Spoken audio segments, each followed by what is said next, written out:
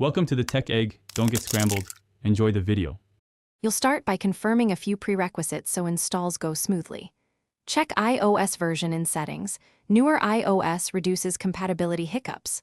Once done, make sure you're signed into your Apple ID and 2FA is enabled because downloads require authorization.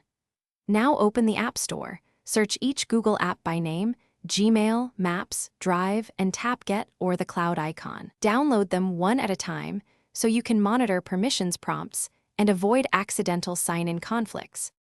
Next, install and configure each app settings so they function as expected. After a download finishes, launch the app and grant permissions like location or contacts when prompted. These enable core features, so don't deny unless you intend to restrict functionality. Then sign into your Google account.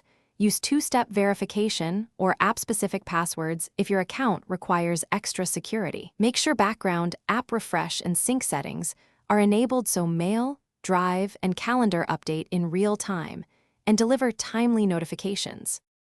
To finish, organize your Google apps and test core flows so you're ready to use them. Add widgets or home screen shortcuts for quick access. Sign into any secondary accounts through app settings. If syncing or sign-in fails, first toggle account sync off and on, sign out then sign back in, and restart the app. These simple steps often clear transient issues. If problems persist, restart your iPhone, then reinstall the app as a last resort, after clearing any app cache or local data if the option exists.